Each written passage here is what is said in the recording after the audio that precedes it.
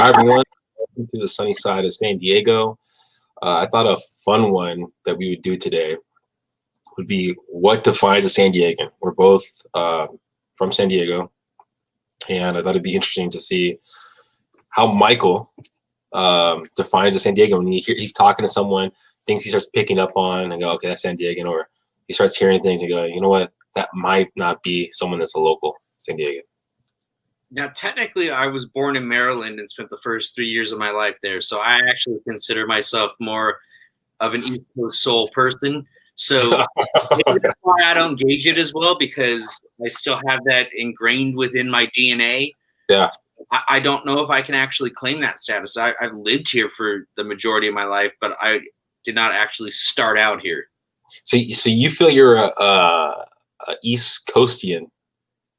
In a lot of ways, yeah. I like a lot of things here. I love my zoo. I love Balboa Park. I love the gym that I have here. I love the fact that the weather is moderate most of the year. But whenever I go back to the East Coast or see other parts of the country, I think, wow, this is beautiful. I feel like I belong here. So maybe that's one of the reasons I feel out of place, maybe because of that. So is it the people? Is it the community? Is it the weather? What grabs you to the East Coast? There's just this feeling of home and this beauty, and maybe it's because it's different. Maybe it's a grass is always greener on the other side thing. Maybe I'm used to what I'm seeing here, and generally when I'm going to the East Coast or somewhere else too, I'm on a mission. I'm doing something. So the fact that here I'm just kind of here because I live here, and there, you go on vacation, your perspective when you're on a vacation or when you're on a business trip or something like that's different. You're noticing things in a different way because you're activating different parts of your brain, and so your perception is slightly askew. Yeah, I mean, there's oh my gosh, it's so funny. People tell me, "Oh my gosh, have you been that are visiting San Diego?" And they'll go, "Have you been to there?" And I'm like, "No, I haven't. I lived here my whole life. I mean, yes, I lived in other countries, other areas. Yet San Diego always brought me home, and it's so true. You maximize the time when you're traveling because you're like, okay, I have this much time to be here. What do I want to see? When you live in the community that you're, you usually don't do that because you're just like, oh, I always have tomorrow, or I have next week, or I can do it another time. You don't do those so-called tourist traps, and yeah, I mean, I think it's definitely true. And I lived in the East Coast in New York for a year when I was younger. I was sixth grade, and yeah, I mean, I think it was fun. It was nice having the different seasons, and that's the one thing that I probably do miss in San Diego, and wish there was the ability to do that. And it's probably I hear people from the East Coast that say, or other areas that have the different seasons, where it's like it's fun and you appreciate how much you love San Diego when you don't have to drive in the black snow or black ice, take your windshield with the snow off and things like that. And so I think for a small burst, I would probably enjoy the East Coast. Yet I think from all the places I've lived in and traveled to, San Diego has the best rating in my book, at least for me. You're so right about what you said, though. Because when I went to New York, I had a girlfriend that was from there at the time, and I wanted to do all the tourist stuff. And I asked her, I'm like, have you done this stuff before, right? And she's like, no, we don't do that stuff. So you're absolutely right. I think same thing here in San Diego. People message me here when I have in the past connected with people on the dating apps and they're from somewhere else. They talk about all the places they've been. There's all these photos of them at these marquee spots. And when I talk to them, of course, they presume that I've been there. And in most cases, the answer is no. But I think part of it is that there's a lot to do in San Diego, a lot of places you could go, or at least prior to the pandemic, a lot of places you could go. But a lot of them I just haven't hit because we're surrounded by beauty. And I think it's one of the reasons that a lot of people want to be here, even though there is somewhat of an exodus going on with a lot of people leaving. But I think that for a long time, this was the place that people would come to. People would come from Arizona and from New York and from other states. They would all be pulled in here by the beauty and the climate and the beach. I've never been a fan of the beach, though. The girl that I'm dating right now, she's talking about how much she wants to go to the beach. And I tell her, honestly, I could never go to the beach again a day in my life, and I'd be cool with it. I don't like the sand. I don't like the water. I'm fine without the beach. Yeah, I mean, I don't go to the beach that often, and I would enjoy it, especially when you're there with people. But I think that's for most areas. I mean, the one thing that I've realized, there's beauty in so many. I mean, and again, I've been lucky enough to travel a lot and live in a lot of different countries, and there's so many beautiful places out there. Yet, truly, deep down, it's real. The memories and the time you have is with the people you have around you that you're gonna share that with. I mean, I've seen some gorgeous beaches. I was in Thailand in the Phi Phi Islands, and like, oh my gosh, I was in a pool that was looking over the water. It was gorgeous. And it's like, if it was just me there, okay, yes, I could appreciate that. Yet, I mean, it's really about the people you're with. I mean, the memories you have, and like you want to share with other people. So the same thing happens with the beach. I mean, I could enjoy the beach. I mean, it probably one of my top things to do. Yeah, if I'm with the right people. I mean, barbecue. I mean, have a couple drinks. I mean, play sports on the sand. You know, what I mean, things like that. It's building those memories with the other person. I mean, if I had someone that was coming here in San Diego, right?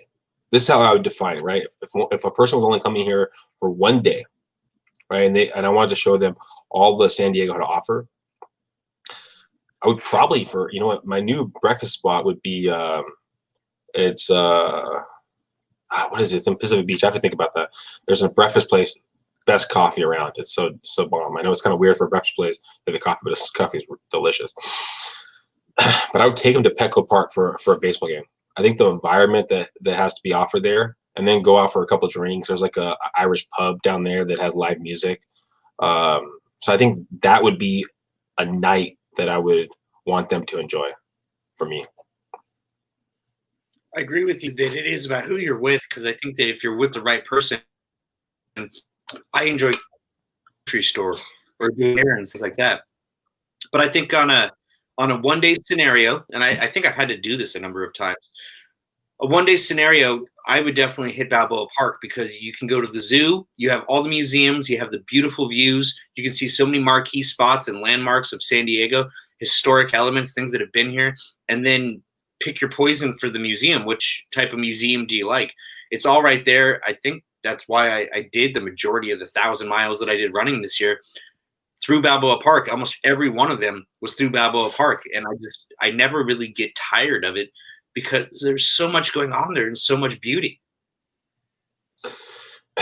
Talking about Balboa Park, one thing I really did miss this year was December nights. It gets jam packed, it gets crazy there, but it's really enjoyable. I mean, they have a variety of different food in that. I mean, I love eating, you know, and so that's a positive. And it has like the carnival games. I mean, there's like the visual component of it. I mean, it's a really a fun time, and it's a shame. And I know, again, there's bigger things than going on with the pandemic, and that was a tough thing. I did try to enjoy some kind of light show, right?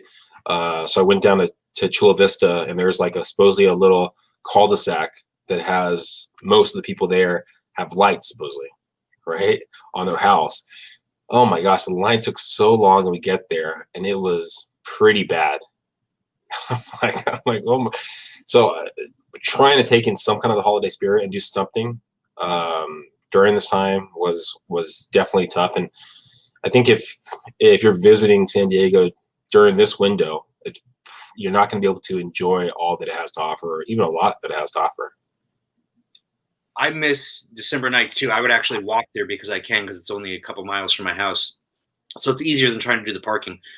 But going into a couple things that you said, so in terms of people traveling out here right now, you actually cannot travel out here and stay in a hotel unless you are an essential worker. The hotels will reject you.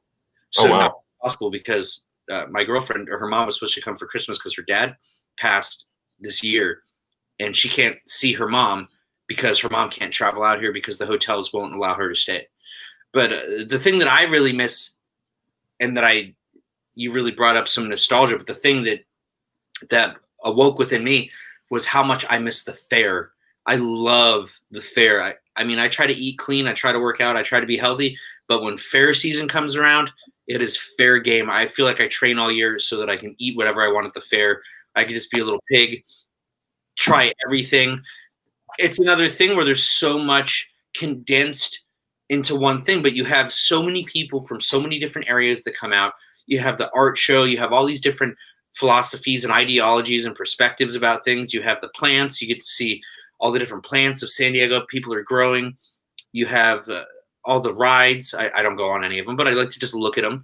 And so that's one of the things that I really, really miss. And then being a Keepers Club member for the zoo, I really miss that because last summer, not this past summer, but the summer before the pandemic, I would go with my neighbor and we would walk through the zoo every single night because we live a little over a mile away. And this has been the longest that I haven't been to the zoo. And my neighbor and I were talking about it the other day. And I was saying that I was sad because I felt like some of the animals wouldn't remember me. Some of the animals that I would know by name that I would go visit on a regular basis, I haven't seen them in such a long time. So definitely missing out on that. Yeah, I mean the zoo. I think it's enjoyable to go. But I really, and I haven't done it yet, but I want to go with my nephews. I think it'd be fun to see them enjoyment out of their eyes, to see how they interact with the animals and things like that. But yeah, I mean, it's funny. It was, I mean, I finally went there. I want to say like last year, and I didn't go there for the longest time. The same thing with SeaWorld. I mean, I didn't go there since I was a little kid, and I went there because someone was busy out of area and wanted to go take a look. So yeah, I mean, there's, I think, a lot of things that we take for granted that we don't get to enjoy. I mean, because we live in the community that we're in. So it's, yeah. Talking about the Del Mar Fair, what is some of the treats you go for? Oh, I go for everything, but I always do the cinnamon roll sundae for sure. I generally do a chocolate covered banana. There's no limit to what I will eat. That's a go for all day. That's a you're going to be sick afterwards day, and I just accept it. Deep fried pickles. The pandemic has reminded some of us that do live here, whether new or older, the things that we miss about San Diego, or the things that we like, because I knew how much I loved the fair, but I recognized it even more after it was gone. And then Kaboo, the music festival at the fairgrounds, not being able to do that. It's my most successful event, and I love it because of the music too and the atmosphere. Not having that. I know that the fairgrounds is doing the lights, the drive-through lights, so that's one of the things that you can still do. I haven't done that.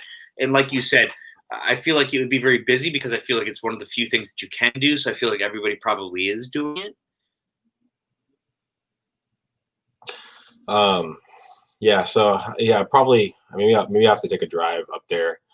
But yeah, talking about Del Mar Fair, I mean, some of the treats I would go for: deep fried Oreos, deep fried pickles, delicious. Those are two that I would not have, so I would give you those.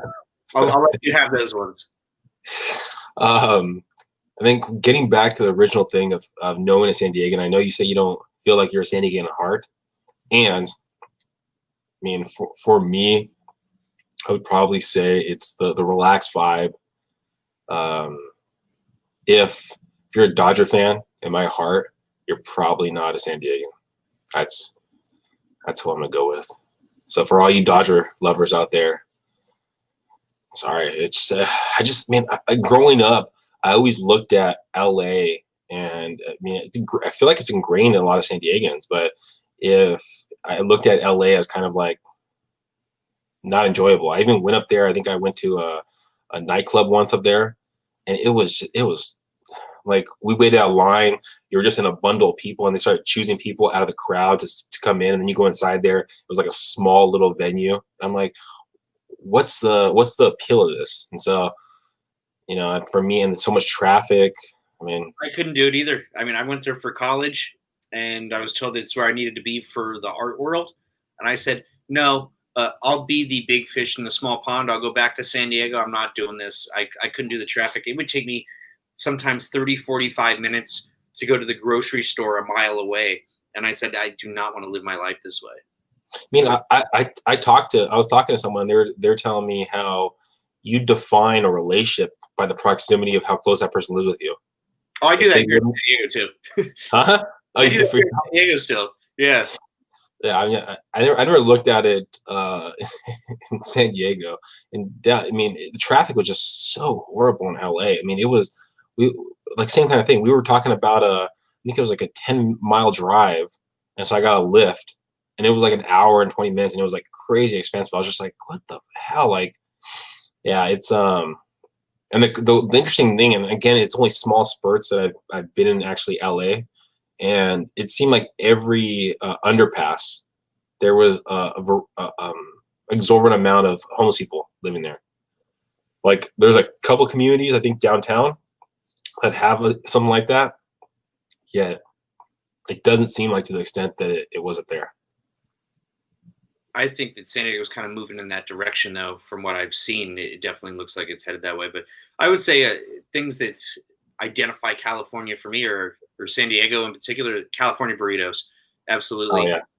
Um, The difference between so I learned this in college. So basically the San Diego burrito has fries in it, and then the Bay Area burrito has rice in it.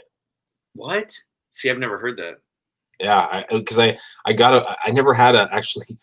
Everyone was like, "Oh, California burrito, right?" And then get it, and it would have the fries in it, right here. And then I went up to uh, Bay Area. 'Cause I went to college in the Bay Area, and I got a burrito, and I don't think they even asked me about the rice. And I was just like, "Yeah, sure." And I just got it, and I was like, "Oh, it's not that bad," but it was like Mexican rice, and so I haven't found a place in San Diego that does rice in the burrito. Maybe there is, but it seems like it's fries here, and up there it's rice.